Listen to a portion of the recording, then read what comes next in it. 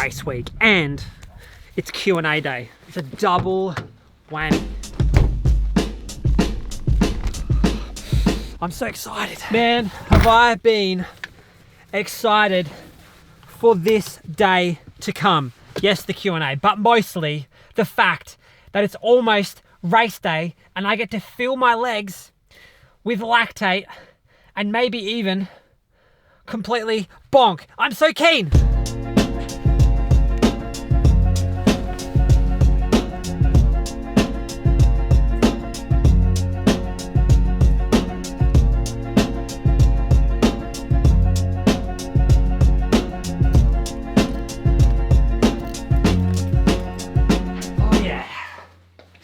I'm like a wild animal. Let me loose. Let me loose. Now, you guys have been commenting your predictions for this weekend's 12K race that I'm going to run in. If you have any predictions, let me know in the comments below what you think I'll run this 12K race in. I've had predictions from 40 minutes all the way to like 56 minutes. It's a massive spread, and I guarantee you that I will be somewhere in there because I'm definitely not running 39 minutes.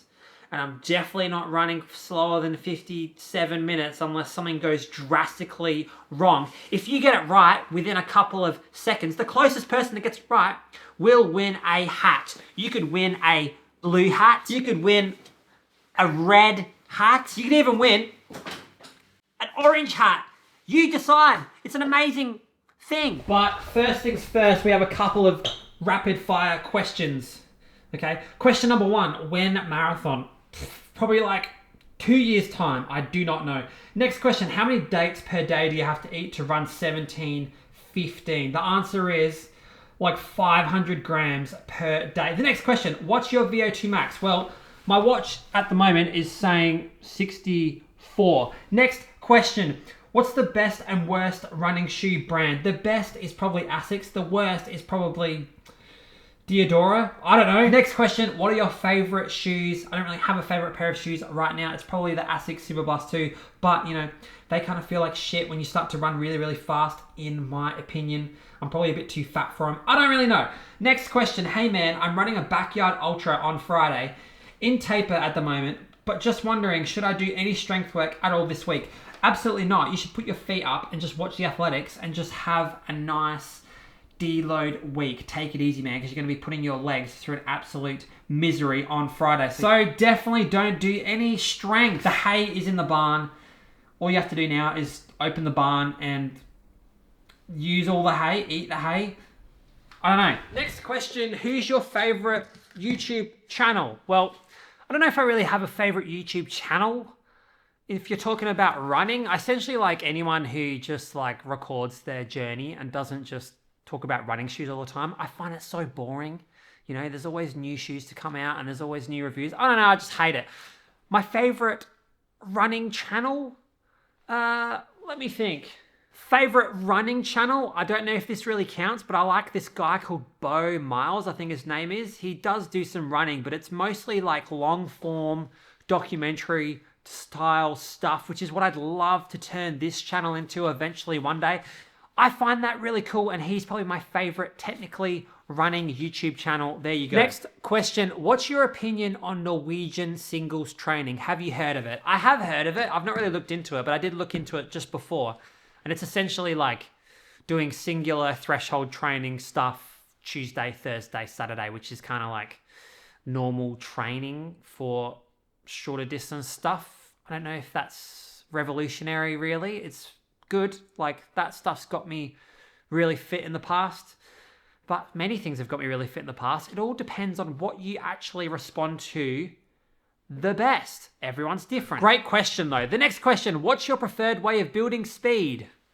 Running really fast and not getting injured consistently over time. That's my favorite way of developing speed, but generally speaking, if you want to structure your training as more of a long-term thing, you start with a big base phase where you're building up speed in terms of strides and things like that, hill, short sprints, stuff like that. Then you move into some big threshold block where you're really focusing on 5K stuff, 10K, thresholdy, blah, blah, blah, blah, blah, a little bit of hills here and there. And then you get into more specific stuff where you're only focusing on getting more efficient at a certain given speed range related to a race. That's how you structure your training. That's how you get the most out of your speed.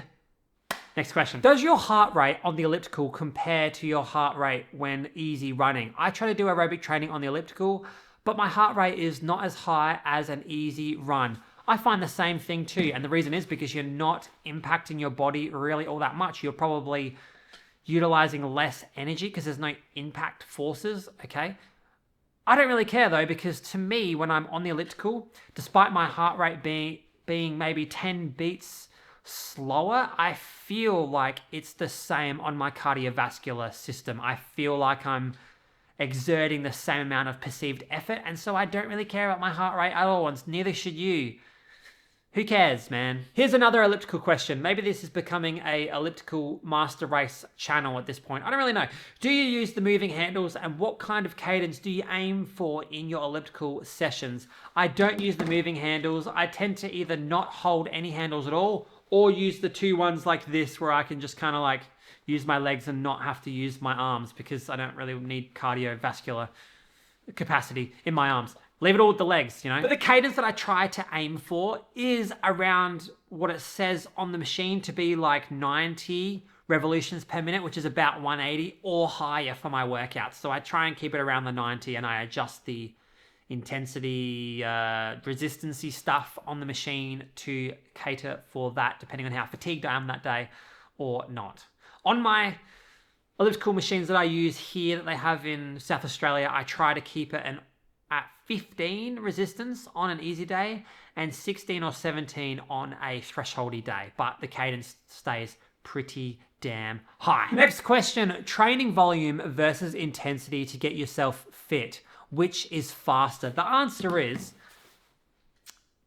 both can get you fit, but it depends on what you're actually training for. What's your goal? You know, you might need more volume to run a fast marathon, for example, but do you need that much volume to run a fast 5K? Probably not. And so therefore it's a tricky question to actually answer, okay? If you're doing a 5K or a 10K, then the answer is you're gonna have to do a fair amount of intensity during the week to maximize your potential. But you probably shouldn't be doing that same intensity and that same, you know, pace range for a longer race because it's just increasing the chances of injury, particularly because for longer races, you're probably gonna have to be emphasizing a big long run, which takes many days to actually recover from. And so say, for example, you're doing an insanely fast track session on Saturday morning, okay? And then you have to back that up with a 35-kilometer run on Sunday. That sounds like shit. But to go back to your question, which gets you faster, I think volume first and then intensity after, okay? You should never start with intensity and then try and increase the volume of that intensity. You should always start with volume. Say, for example, if you're training 50Ks a week, okay, and you have an 8K run to do on Tuesday, you should start by establishing this 8K easy run in your schedule before turning that 8Ks of volume into some sort of intensity session, okay? Volume first, then intensity. All right. Next question. Hey, kitty. Do you have a question for the video?